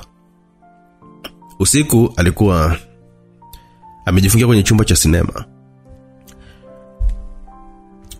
Sehemu hiyo ilikuwa inaonyesha sinema, lakini akili yake haikuwa iko hapo kabisa. Alikuwa anawazia maisha yake, ya familia yake na kisha maisha ya taifa lake kwa ujumla. Alikuwa na maisha mazuri ambayo alikuwa ni ndoto ya watu wengi sana ndani ya taifa lake kuweza kuyaishi, ila alitambua kwamba hakuwa na furaha kama ambavyo alikuwa anaamini kwamba pesa ingeweza kumletea hivyo vitu. Alikuwa na pombe pembeni yake ambayo alikuwa akiigele taratibu. Mawazo yalimpeleka nyuma wakati akiwa anaanza kuhangaika na maisha yake namna alivyokuwa mtoto wa kimaskini. Kuliseni kwamba alikuwa na elewa namna jinsi maskini wengi wanavyokuwa naishi maisha magumu, kwa sababu hata yeye mwenyewe aliwahi kuwa huko. Bwana huyo alikumbuka vyema kwamba maisha magumu ndio alikuwa amemfanya yeye kuingia kwenye siasa. Kuingia kwake kwenye siasa, aliungwa mkono na maskini wenzake ambao ndio walimpambanisha huko akiwa na matumaini yake makubwa, kwa sababu aliwaahidi kwamba angelikuja kuyaokoa maisha yao, na ndio maana wakampatia dhamana hiyo. Hakuna maisha magumu ambayo ungeweza kuyataja kwa Natroni asiyajue, kwa sababu alikuwa ameishi na kukulia huko. Yeye mwenyewe alikuwa ni ile maana halisi ya mtoto wa maskini. Maisha ambayo aliyapitia alitosha kabisa kumpatia elimu ya maisha ambayo wakati akiwa anaanza kujitafuta alijua yeye atakuwa ni sehemu ya kuokoa wengi na kuisambaza elimu hiyo kwa jamii yake, kuhakikisha kwamba watu wengi hapiti kule ambako yeye alikuwa amepita mwanzo. Shukrani ya punda ni mateke ni kauli ya kihenga ambayo ina maana kubwa ukiwa ni mtu mwerevu na mstaarabu, kwa sababu haihusu punda bali uhalisia wa maisha ambayo binadamu wanayapitia. Wanadamu wanatia huruma au wanakuwa wanyenyekevu pale tu ambapo wanakuwa wanahitaji msaada wa kitu au jambo fulani, lakini punde tu jambo hilo linapokamilika basi huaga hawakumbuki tena kwamba walikuwa wametoka wapi na walikuwa wameahidi nini. Bwana Natroni Wanjiku ni punda, hakukumbuka kule ambako maskini wenzake walio muamini walikomtoa hata alipofanikiwa kwenye maisha yake na kuwa mtu mkubwa. Basi naye alijikuta akiwa anajiunga na wale ambao alikuwa akiwakosoa vikali sana kwa kuwanyanyasa watu wake. Nana bangejali kuhusu yeye wakati watu wake hawakuwa wengi na hawakuwa na nguvu ya mitandao. Basi mheshimiwa waziri alitumia nafasi hiyo kusaidia watu kadhaa kwenye jamii ambao kila alipokuwa anaenda kuwasaidia basi alihakikisha kwamba anaongozana na vyombo vya habari ambavyo vinakuwa vikimpamba kwa ukubwa sana. Hakuwa yeye tu Bwana Wanjiku, wanasiasa wengi wana hiyo tabia. Ni watu wa kuhadaa ulimwengu kwa kwenda kujifanya wanatoa msaada huku wakiwa na vyombo vya habari, na kwa sababu jamii imejaa watu wapumbavu waga wanaishia tu kuweza kuwanadi na kuwapamba, wakihisi kwamba wanasiasa hao wanawapenda wao kuliko wanavyokuwa wanajipenda wao wenyewe. Siasa ni mlevi mbaya sana. Bora hata kama watumia madawa kulevya, kwa sababu sio wanafiki, kwani dunia inawatambua moja kwa moja kwamba hawa ni watumiaji, tofauti na wanasiasa ambao kwenye nyuso za watu wanajifanya kwamba ni watu wema, ila kiuhalisia wengi ni washenzi na mabazazi tu. Hawana lolote lile la maana zaidi ya kufuga vitambi na kupiga makelele ya kujinadi kila siku na vitu vile vile ambavyo tayari vipo. Wanjiku naye alijiona kuwa ni mmoja kati ya hao watu. Alikuwa anawaza mbali akiwa anajisikitikia mwenyewe. Aliona dunia wanaikosea pakubwa sana. Aliona yeye kuwa mtu wa nafasi yake alikuwa anapaswa kuwafanya Wakenya wengi kuweza kuishi maisha mazuri na ambayo ni bora zaidi, lakini kwa bahati mbaya taifa lake lilikuwa na watu kadhaa wenye pesa nyingi, na wengi wao wakiwa ni wageni, lakini raia wao wengi walikuwa hapo kwenye umaskini wa kutupwa. Jambo hilo hakuona kama lilikuwa sawa, ukizingatia aliona kama hakuwahi hata siku moja kuwaza kuwasaidia watu wake. Bwana huyo alijihisi hatia kubwa sana kwenye moyo wake. Alijiona kuwa mkosaji kwa hali hiyo na kuona kwamba ulikuwa ni muda wa yeye kufanya jambo. Kufanya kwake jambo, alielewa kabisa kwamba ilikuwa ni hatari, kwa sababu kulikuwa kuna uwezekano wa kuondoka na maisha na kuleta madhara makubwa kwake na kwa familia yake. Lakini kulikuwa kuna umuhimu gani wa maisha kama anawasaliti watu wake ambao alijua kabisa kwamba wana njaa kali? Bwana huyo aliingiwa na wazo moja baya kweli kweli ambalo huenda lingemhatarishia zaidi usalama wake na wa taifa lake, lakini aliamini kwamba alikuwa anatakiwa kufanya jambo sahihi. Wanjiku alikuwa anahitaji kufanya maamuzi magumu ya kuweza kuwatafuta watu ambao angefanya nao kazi kwenye hilo, na watu pekee ambao aliwaona inawezekanika kabisa kufanya nao hayo majukumu ilikuwa ni familia ya Leonela. Alikuwa anatakiwa kuwatafuta watu hao na kukubali kuwapatia siri nzito ambazo alikuwa nazo kuhusu watu wake.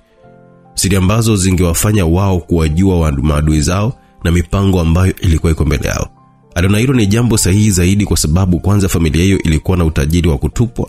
Hivyo kama wangefikia makubaliano mazuri, basi alielewa kabisa kwamba watu wake wengi mno wangelikuja kusaidika kwa kutumia hizo pesa, lakini ungeenda kuwa ni mwanzo mpya wa serikali ya Kenya na kuitoa mifumo ya kishenzi ambayo ndio ilikuwa inazidi kuwafanya raia wa taifa hilo walio wengi kuendelea kuishi kwenye umaskini wa kutupwa.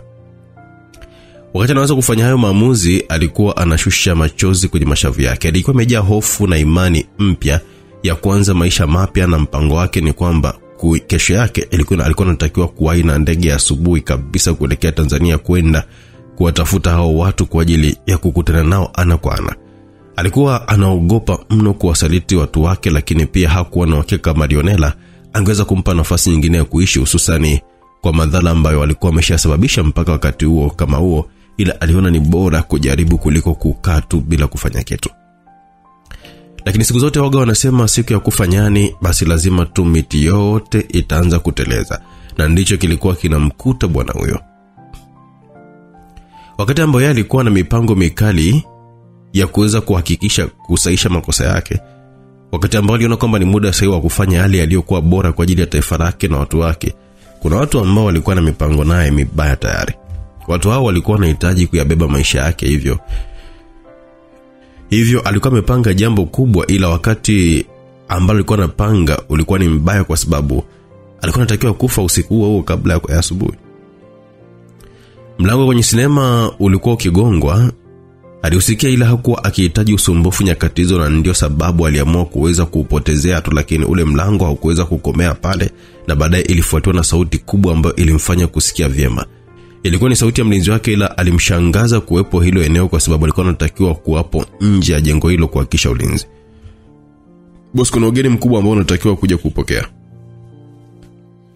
Alisikia vizuri sentensi hiyo ambayo ilimshangaza sana kwa sababu hakuwa na mpango wa kuweza kuonana na mtu yoyote wakati huo, na hakupokea simu kutoka kwa mtu. Nani ambaye anaweza kufika nyumbani kwangu usiku kama huu kama vile upo kwake? Amesisitiza, na yupo na gari za Ikulu. Umesema Ikulu? Ndio bosi. Kusikia hilo neno hata hakujiuliza tena kwa sababu alikuwa anahisi huenda ni rais alikuwa amefika hilo eneo. Ni yeye ambaye alikuwa amemfanya kuwepo kwenye hiyo nafasi, hivyo alinyanyuka akiwa kama mtu ambaye alikurupushwa kwenye usingizi, akiwa anatembea haraka na kwenda kufungua lango hilo, ambapo mlinzi wake alimsindikiza mpaka eneo hilo, na baada ya kukaribia yeye aliweza kuondoka na kumpa nafasi mheshimiwa kuelekea upande wa nyuma wa nyumba yake ambako kulikuwa kuna sehemu safi iliyotengenezwa kwa ajili ya kufanyia mazungumzo. Baada ya kufika lile eneo, ni kama pozi lilimuishia. Mtu ambaye alikuwa anamtarajia na ambaye alikutana naye walikuwa ni wawili tofauti. Wavulitana kwenye moyo wake na kumfanya ahisi kama bado alikuwa yupo kwenye ndoto. Moyo ulikuwa unamwenda mbio. Alijikuta akiwa anaanza kutetemeka, akiwa anaunganisha na yale ambayo alikuwa anayawaza muda mfupi ambao ulikuwa umepita. Kiongozi aliita kwa sauti akiwa anajichekesha, lakini kicheko ni kama kiliweza kumsaditi yeye. Mbona wasiwasi namna hiyo? Kuna jambo baya ambalo umelifanya kwangu? Ilikuwa ni sauti nzito ya kujiamini na yenye uhakika kutoka kwa Odhiambo Wambui, mkurugenzi wa NIS, na ndio maana Wanjiku alishtuka kumuona mtu ambaye alikuwa akimwogopa mno. Hapana, tutarajia kukuona hapa nyumbani muda kama huu, na ukizingatia hakukuwa na mawasiliano yote baina yetu kabla. Wanjiku mwenyewe anaelewa kabisa kwamba hizi kazi zetu kuna muda zinatulazimisha kuishi hivi, labda kama utakuwa na jambo jingine ambalo mimi silijui. Hakuna kiongozi. Una hakika na hilo? Ndio. Kwani uniamini? Asili ya kazi yangu imetawaliwa na uongo, unafiki na usaliti na uzande, kiupotoshaji na mauaji. Unatarajia kwamba mimi naweza kumwamini mtu ingali bado naiongoza na yes? Asikuwa na maana hiyo kiongozi. Naweza kujua kwa nini upo hapa muda kama huu. Kuhusu hilo usijali, utajua tu. Nataka ujikumbushe ulijiunga na sisi lini kama unakumbuka. Ni miaka 5 ambayo imepita. Unaonaje kazi yetu? Ni kazi nzuri kwa sababu ina maisha mapana. Kwa hiyo umeona maslahi tu? Asina maana hiyo, lakini umetaja hivyo kwa sababu ndilo jambo ambalo uliniahidi kwa mara ya kwanza, ambalo nimelitimiza, si ndio? Ya ndio. Hivi unahisi kwa nini Kenya watu wengi wanaishi kimaskini sana, Wanjiku, licha ya uwepo matajiri wa kutupwa? Anazini kama serikali tumefeli kutengeneza maisha bora ya watu. Kwa hiyo unaamini kwamba tunapaswa kulaumiwa? Ndio. Taifa hili linaendeshwa na wageni kama wa Somalia ambao ndio wameshamiliki uchumi wa taifa hili. Kuna watu wakiwa hapo kwenye nafasi za uongozi walijimilikisha ardhi wenyewe mpaka sasa hivi hata watoto wao wenye miaka 5 tu wanamiliki ardhi kubwa kuliko wa Kenya zaidi ya 200. Unahisi sisi kirahisi tungeweza kulibadili hadi kama hii? Akiongozi, sielewa kwamba ni kwa nini unaniambia haya muda huu. Hakuna ubaya mimi na wewe kuzungumzia mustakabali mzima wa taifa letu. Ana hakika haujaja hapa kutaka kujua maisha ya Kenya kwa sababu haujali lolote kuhusu hilo. Unamaanisha hilo? Ndio. Inashangaza. Unakumbuka hata wewe ahadi ambazo ulikuwa umewapa watu wako? Ndio. Umetimiza? Hapana. Basi unatakiwa kujua kwamba hivyo ndivyo siasa ilivyo. Pesa waga ni tamu mno kiasi kwamba unaweza ukaweka misimamo mingi sana kama hujaipata kwenye njia yako, ila siku ikija kwa upande wako basi utatambua kabisa kwamba hata binadamu anaweza kuuzika ama kuuza nafsi yake ili aweze kupata pesa. Unakubaliana na hilo? Ndio kiongozi. Je, wewe unaweza kuuza roho yako kwa ajili ya pesa? Hapana, siwezi. Mimi ni mwaminifu.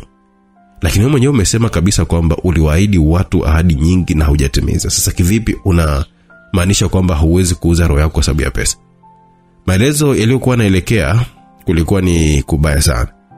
alianza kuhisi kwamba mtu huyo alikuwa anatafuta uhalali wa kuweza kumalizana naye ama kuweza kumuua kwa kumtengenezea kwamba alikuwa kama msaliti. Alikumbuka vyema kwamba hata wahenga waliwahi kusema kama unataka kumuua mbwa basi wewe mpe jina baya kirahisi tu utapata sababu nzuri sana ya kuweza kumuua. Mimi namaanisha ni muaminifu kwenye hii taasisi yetu. Kwa nini ni kuamini sasa wakati uliwadanganya watu wako tangu mwanzo? Mheshimiwa, ile ilikuwa ni tofauti. Utofauti wake ni upi? Zile zama zilipita kwa sababu sikuwa na kitu kwenye maisha yangu. Na imani mpaka sasa hivi hauna kila kitu. Vipi kama mtu mwingine akija hapa akakuahidi kitu ambacho hauna? Anajua shida zetu zilivyo kwa sababu nitajiingiza kwenye matatizo. Mimi sio mwanasiasa Wanjiku, ila ni kiongozi wa usalama ambaye naijua kiundani siasa hata kabla wewe hujaingia huko. Unahisi ni kitu gani ambacho kinaweza kunifanya mimi nikameni kauli wanasiasa huku unajua kabisa kwamba nyie ni watu ambao kila siku mnadanganya watu? Asijakuelewa mheshimiwa. Mambo yanaenda kubadilika Wanjiku.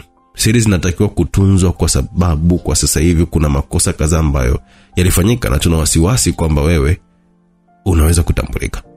Mimi siwezi kutambulika, na kwa nini useme jambo kama hilo? Utazani mimi msaliti? Kwamba wewe ni msaliti?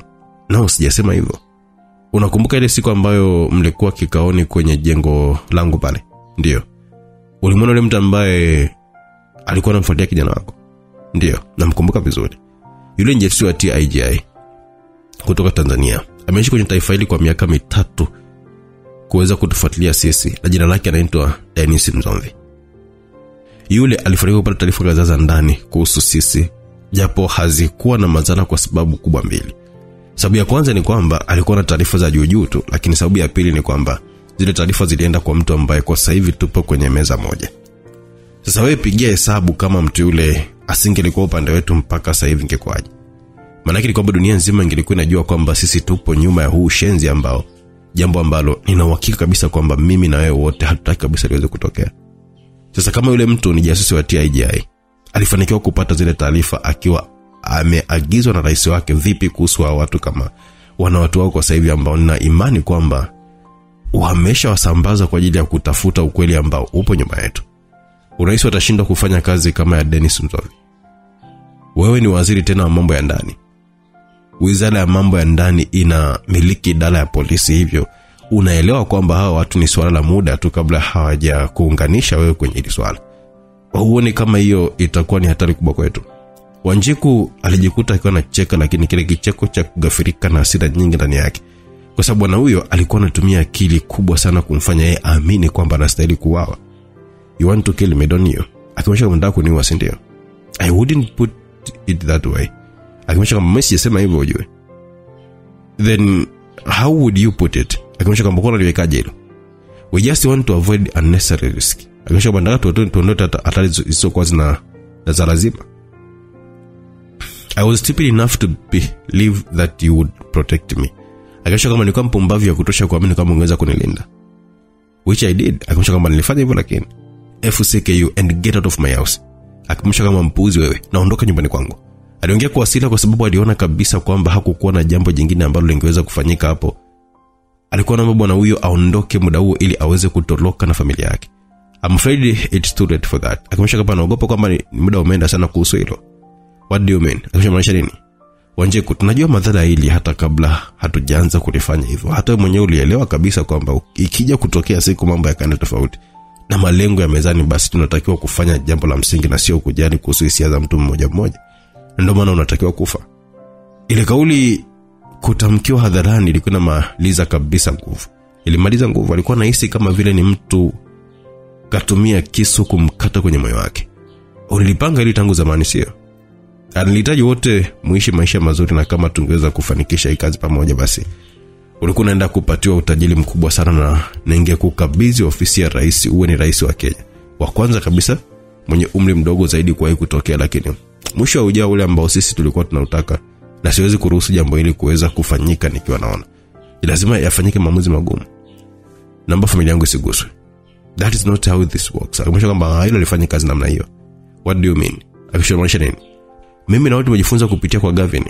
Aliwahi kufanya makosa ambayo yalikuja kumkosti baadaye. Hatakiwi kubaki mtu hata mmoja kwenye familia yako. Wote mnatakiwa kufa muda huu. Baada ile kauli alitambua kabisa kwamba kiongozi wake alikuwa anamaanisha kwa yale ambayo alikuwa anaongea kwa wakati huo. Hivyo alinyanyuka haraka sana ili kuweza kuwahi upande wa juu ambako ilikuwa familia yake, lakini wakati alikuwa anafanya zoezi hilo, alihisi kama vile alikuwa amekutanishwa na nyundo kwenye mwili wake kwa maumivu ambayo alikuwa anayapata. Alinyanyua kwa shida akiwa anamwaga damu nyingi puani na mdomoni ili kumwangalia mtu ambaye alikuwa amempatia hiyo adhabu. Mwanamume mkakamavu alikuwa amesimama mbele yake. Alikuwa ni Ival, yule ambaye alifanikiwa kuua wale watu wa usalama kutoka Jamhuri ya Afrika ya Kati, Kigamboni, Tanzania. Mwanamume huyo alikuwa ameshika kisu ambacho kilikuwa kimetapakaa damu. Ni ishara kwamba alikitumia kuweza kuulia walinzi ambao walikuwa wanailinda nyumba hiyo. Bwana huyo alianza kuzirusha hatua zake na zabuti kubwa miguuni mwake akielekea upande wa juu ambako ndiko ilikuwa familia ya Wazele. Tafadhali familia yangu haijui lolote kuhusu hili, na wala hawana habari yoyote kama mimi nahusika. Nakubali ni uwe mimi, lakini usiwaguse wao. Aliongea wakati akiwa anatembelea magoti kumsogelea Wambui ambaye sura yake ilikuwa kama ya paka, sura ngumu ambayo haikuwa na utani kabisa kwenye kazi. Kama wakiishi watakuja kutafuta ukweli, na unajua kabisa kwamba akiujua ukweli itakuwa ni tatizo jingine tena kwa baadaye. Hivyo ya mambo yanatakiwa kuisha muda huu. Hapana, hawezi kufanya hivyo. Wewe umejuaje? Wewe hapo siku ukitambua kwamba fulani alikuwa amehusika na mauaji ya familia yako, unaweza kumwangalia tu usoni na kujifanya kwamba eti ameisha. Wote tunajua kabisa kwamba sio kweli. Jambo kama hilo haliwezi kutokea kabisa. Mkurugenzi maelezo yake alikuwa amefuatiwa na yeye kuweza kuitoa bastola ambayo ilikuwa imefungwa kuzia sauti. Wanjiku akiwa anameza mate kwa shida na kutokwa na jasho ambalo liliongozana na machozi. Alianza kusikia kelele vyumbani ambazo zilikuwa zinahitaji msaada, lakini taratibu zilikuwa zinakata. Please, usinifanyie. Alipigwa risasi 4 kwenye mbavu, kabaka amekodoa macho kama jogoo ambaye alikuwa anaandaliwa kwa ajili ya kuchinjwa Pasaka. Na kuacha ufe taratibu huku ukiwa unatafakari maisha na jinsi ulivyokuwa umeishi hapa duniani. Ila kama unaamini kwenye uwepo wa Mungu, basi ujiandae namna ya kwenda kujitetea siku za mwisho. Utakufa kikatili sana Wambui. Aliongea kwa shida sana akiwa anatapika damu na kuhema kwa shida kubwa sana, wakati ambao mkurugenzi huyo alikuwa ameshaanza kutembea. Alisimama na kugeuka nyuma kwa waziri wa mambo ya ndani, na isubiri kwa hamu sana hiyo siku kama kweli itafika. Hakuhangaika naye tena. Alitoka nje ambapo Ival alikuwa anamfuata kwa nyuma, huku nje kukiwa na vijana wake ambao walikuwa wanahakikisha usalama na walinzi wa ile nyumba. Aliondoka akiwa amewachia vijana wake ulinzi wa eneo hilo kwa masaa kadhaa, ili kama kuna mtu ambaye angelikuja hapo kumuhitaji waziri wa mambo ya ndani waweze kumkamata na kumpeleka kwake. Saa moja baadaye. Baada ya saa moja kupita tangu ile tukio liweze kutokea, eneo lile lilipokea mgeni mwingine ambaye alikuwa kimpango wake. Huenda hakuwa na taarifa kwamba kuna watu walikuwa wamewahi lile eneo kabla yake, na ndio maana alikuwa ameenda pale bila kuwa na hofu hiyo. Ila hakuenda kifala namna hiyo. Alikuwa yuko ndani ya mavazi meusi, uso wake ukiwa unaonekanika kwa mbali kiasi kwamba haikuwa rahisi hata mtu kuweza kumtambua kabisa. Mwanamume yule alikuwa na upanga wake mgongoni. Alikuwa akiangalia jumba la yule bwana kwa umakini mkubwa, ila alikuwa ana tahadhari kubwa kwa kuwa alielewa kwamba eneo kama lile haliwezi kuwa kijinga. Ni lazima kulikuwa na ulinzi wa kujitosheleza kiasi kwamba kama kuna mtu angeweza kuingia kipuuzi kabisa, ingekula kwake. Alitaratibu kusogelea kuta za lile jengo. Aliangalia kila upande na kuona kamera ikiwa juu inatazama. Hakuwa na hofu kwa sababu uso wake haukuwa unaonekanika, hivyo haikuwa na madhara makubwa kwa upande wake. Alidaka juu na kudumbukia ndani mithili ya paka, kwa sababu hakutua kwa nguvu kabisa. Alitua kwa usili mkubwa sana, lakini jambo ambalo alikutana nalo ndani lilimtisha. Lilimtisha kwa sababu miili ya walinzi ilikuwa imetapakaa sakafuni. Hapo akatambua kabisa kwamba kulikuwa kuna watu wengine eneo hilo, hivyo alikuwa anatakiwa kujua ni akina nani kabla hajaondoka. Alitembea hatua kadhaa akiwa amejibanza kwenye ukuta mrefu na mzito wa jumba hilo, mpaka alipokuwa ameona watu wawili wakiwa wameshika silaha kwenye mikono yao. Walikuwa wameshika vyema na walionekanika kabisa kwamba walikuwa tayari kwa jambo lolote ambalo lingetokea ama kuendelea wakati ule katika eneo lile. Alitembea mdogo mdogo mpaka alipokuwa amewakaribia. Alirusha shilingi yake kwa nguvu, ikaenda kutoa mbele yao. Ilikuwa bado mpya kabisa, hivyo ilikuwa inang'aa na kuvutia. Ule mng'ao wake ndio ambao uliwafanya watu wale wapate muda wa kuweza kuhitaji kuikagua zaidi, na ndio ilikuwa kosa kubwa ambalo alifanya kwa wakati ule. Mmoja alishtuka baada ya kuona kivuli cha mwenzake kilionekana kuwa ni kivuli kutoka kwa mtu mwingine, tena kikiwa na spidi kubwa sana. Alisi huenda ni walinzi wenzake, lakini kwa nini waje namna ile? Alinyanyua uso wake haraka sana zaidi ili aweze kuona. Alipishana na upanga ambao ulitoka na sikio lake. Akarudi nyuma akiwa kwenye taharuki, bado alidakwa shingoni. Alizamishwa upanga sikioni, akawa anakufa huko akiwa anataka kuongea jambo.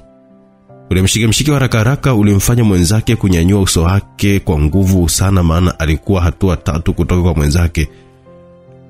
Alikutanishwa na ngumi ya uso, akawa na yumba. Alipigwa ngumi ya mbavu, akashindwa hata kutoa sauti kwa ajili ya kuomba msaada. Ile shilingi iliyokotwa na kurushwa kwa nguvu tena ikaenda kukita kwenye shingo yake, na baada ya kutoboa na kuziba koromeo lake kupitisha hewa, alikufa akiwa anatamani kuweza kumjua muuaji wake, lakini hakufanikiwa kuweza kuipata hiyo nafasi kabisa. Alimtumia mmoja kuweza kuifuta damu kwenye upanga wake. Alijitokeza na kukutana na wanaume 4. Hao walionekana kuwa wazito zaidi kutokana na miili yao ilivyokuwa. Alikimbia kuelekea walipokuwepo kwa sababu walikuwa na silaha za moto, lakini maelekezo ni kwamba walikuwa wanatakiwa kuweza kumkamata mtu yeyote ambaye angeweza kujitokeza eneo hilo na kuondoka naye akiwa yuko hai na mzima wa afya kabisa. Mwanamali Lucas Sarakasi akaenda kutua ardhini. Alijiuza kwa kasi kubwa sana kwenda kwa bwana mmoja ambaye alikuwa anaikoki silaha yake. Mguu tu kwenye ile silaha ikadondokea kando. Alisokomeza mguu mmoja ukatua shingoni mwa bwana huyo ambaye alirudi nyuma na kukohoa kwa tabu kubwa sana. Alitoa kwa mguu mmoja, alikutana na buti zito ambalo hata mwenyewe alisisikilizia vyema kabisa. Alidunda ukutani na kurudi kwa mikono yake miwili, huku mmoja ukiwa na upanga wake. Alijiuza tena hewani na kuwapoteza wale bwana hatua zao, ambapo alienda kukita upanga ule kwenye moyo wa mwanaume mmoja, kisha kauvuta upanga wake kwa haraka sana na akaugeuzia upande wa pili ambako ulienda kutua kwenye jicho. Yule bana ambaye alikitwa kwenye jicho lake alianza kulia akiwa anazunguka mpaka pale ambapo ulisikika mlio wa risasi kutoka kwa mwenzake ambaye aliamua kumuua ili kuweza kumpunguzia maumivu ambayo alionekana kuyapitia kwa wakati ule. Ningekuwa ila una bahati kwa sababu unahitajika ukiwa hai, kwani unaweza kuwa na majibu ambayo bosi anahitaji. Na alimvimbia mwanaume ambaye alikuwa mbele yake. Kwenye mkono wake alikuwa na shilingi nyingine kwa sababu upanga hakuwa nao kwa wakati ule. Ile shilingi ilikuwa ni kwa ajili ya bwana yule kama angeweza kuhitaji kupiga risasi. Ni silaha ambayo yeye alikuwa anaiamini kwamba alikuwa anaweza kuirusha kwa uharaka zaidi kabla hata yule bwana hajafanikiwa kuweza kurusha risasi yake. Baada ya kuona yule mwanaume amevimba tena akiwa anaitoa risasi kwenye bastola yake, alirudisha ile shilingi kwa kuisokomezea ndani ya vazi mkononi, kwa sababu haikuwa na kazi tena kwa wakati huo. Walikuja wale wawili ambao ndio pekee walikuwa wamebaki wakishambulia, wakafanikiwa kumrudisha hatua 6 nyuma, kwani walikuwa wanakuja mfululizo. Alikutana na ngumi 3 mpaka katule ambazo hata nafsi yake ilikili kwamba zilikuwa zimemuumiza. Aliona miguu ikinakuja kwa pamoja, akainama na kuinuka haraka sana, alifanikiwa kudaka mguu mmoja. Ule mguu ulikutana na ngumi yake kwenye muhogo pale. Mguu ulivunjika vibaya sana akiwa bado ameushikilizia. Alusha teke lake likatua kwenye paja la mtu yule, nalo likawa limeteguliwa vibaya sana. Bwana yule alikuwa akiomba achiwe akiwa hata balance hana, hivyo alijikuta akiwa na mwangukia mwanaume yule mwilini, ambapo alimbeba juu na kumrudisha kwenye goti lake yeye. Alikuwa amemvunja uti wa mgongo. Habari yake ilishia hapo hapo, wala hata kuhitaji hata dakika nyingine tena za kuwa hai. Ni mmoja tu pekee ambaye alikuwa ameanza kuona wenge baada ya kuona aina ya mtu ambaye walikuwa wakipambana naye ni kama hakuwa kwenye ligi yake. Alibaki kwa anatetemeka kiasi kwamba alikuwa anahitaji kukimbia ile eneo kuweza kuyaponya maisha yake, lakini hakupewa hiyo nafasi kwa sababu wakati akiwa anajishauri kukimbia, ilirushwa shilingi moja kwa nguvu sana ikatoboa vibaya koromeo. Alikuwa anaendelea kulalamika kwa maumivu makali. Mwanaume akameruka sarakasi nyingi kwa spidi ya ajabu sana na kuokota upanga wake ambao aliurusha tena kwa yule bwana, ukaenda kutoboa shingo yake. Wakati huo aliukimbilia kwa kasi sana na kudaka wakati ukiwa unamalizikia kuikata shingo ambayo ilikuwa inaishia taratibu. Kazi ya muda mfupi alikuwa ameimaliza, na wakati huo sasa alikuwa anatakiwa kuingia ndani ili aweze kujua kwamba ni kipi kilitokea humo, maana hapa kuonekanika kwa salama. Alitembea taratibu mpaka ndani ambapo aliona alama ya damu. Damu zilikuwa zinaonekanika kwamba mtu alikuwa anajitahidi sana kujivuta umbali kadhaa mpaka kufikia eneo hilo ambalo alikuwepo wakati huo. Karibu na ngazi Alionekana kama mwanaume ambaye alikuwa kwenye hali mbaya sana, kama sio kupoteza kabisa maisha yake. Alimsogelea mtu huyo na kugundua kwamba bado alikuwa hai, ila hali yake ilikuwa ni mbaya mno. Alikuwa anasubiria tu muda wake wa kufa uweze kufika. Alipokuwa amemwangalia vyema, alitambua kwamba ni yule mhusika ambaye alikuwa anamfuata eneo hilo. Alikuwa ni waziri wa mambo ya ndani wa Kenya. Ni nani amekufanyia haya? Ni mkurugenzi wa NIS. Alikuwa anaongea kwa shida sana huku akiwa anamwaga damu nyingi mno. Kwa nini? Kwa sababu alijua kwamba nitawasaliti na kuja upande wa Lionela. Sasa mwanamume huyo baada ya kusikia habari hiyo aliamua kuvua kitambaa usoni ili aweze kutambulika. Alikuwa ni mzee wa zamani kidogo, waweza kumuita Mabanzi, mwalimu wa jabari na mmoja kati ya wakongo wakubwa ndani ya familia ya Lionela. Kwa nini unataka kujiunga na sisi? Waziri alimtaka bwana huyo amsogelee, kisha akamwambia taratibu na kwa sauti ya mbali, mimi nilitaka kubadilika na kurudi kuwatumikia watu wangu. Jambo bora nililoona ni kuungana na nyinyi ambao ni wadai haki. Ingelikuwa ni vyema zaidi, lakini nikiwa nipo kwenye huo mpango ndipo nikavamiwa. Mimi sina muda mrefu wa kuishi, la kuhusu kila jambo ambalo limetokea mhusika ni mkurugenzi wa NIS, na ndiye ambaye anajua hata watu wengine wa siri ambao wapo nyuma hili. Mikutano yote mikubwa ambayo tunahusishwa waga tunafanyia WO Plaza pale. Hivyo ni eneo ambalo lina siri nyingi sana. Hili eneo hakuna kamera na aliacha walinzi bila shaka.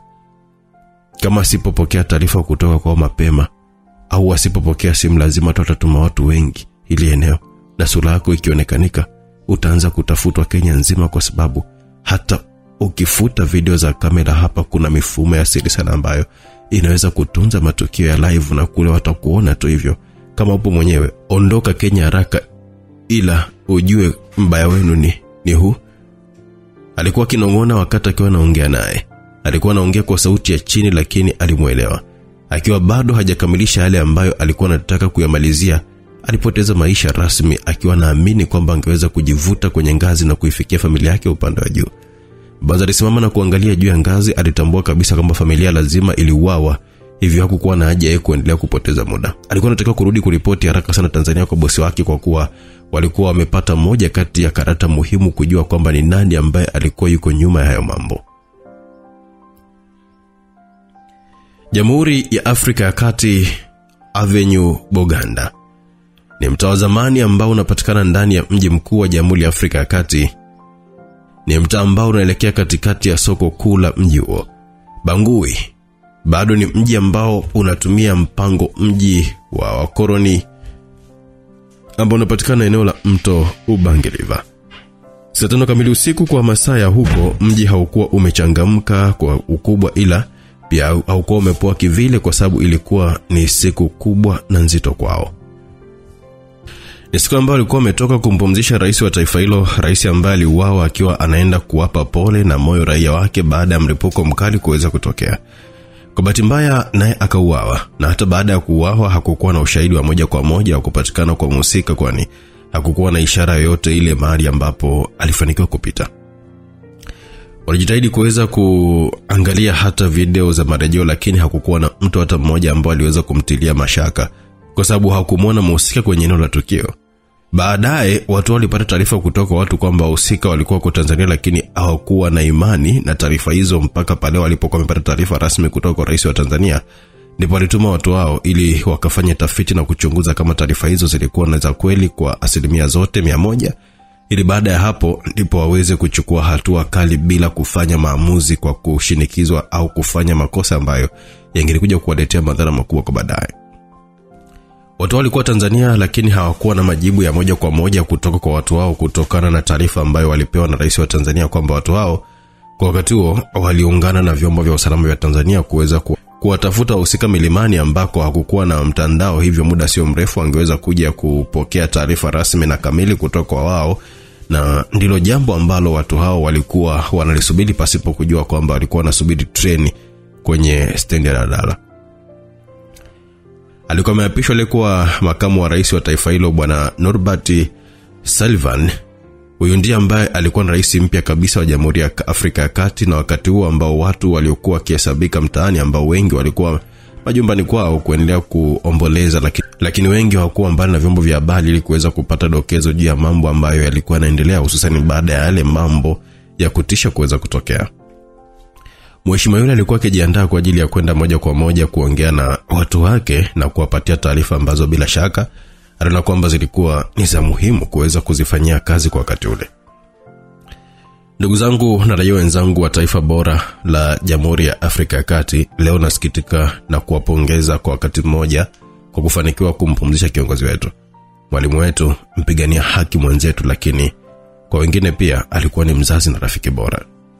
Taifa letu kwa hizi siku kadhaa limekutana na mambo ya kutisha, mambo ambayo hatukutarajia kama yanaweza kutokea, lakini siku zote maisha ya duniani hapa tumeandikiwa tu kwamba tutazaliwa na kuweza kufa, na hakuna hata mmoja ambaye anajua atakufaje na atafia wapi. Hivyo kwa hilo naomba tubaki kuyaheshimu maandiko na kuheshimu aliyetuumba, kwamba huenda aliamua kwamba siku za ndugu yetu zilikuwa zimetimia na sasa ulikuwa ni muda wake wa kwenda kupumzika.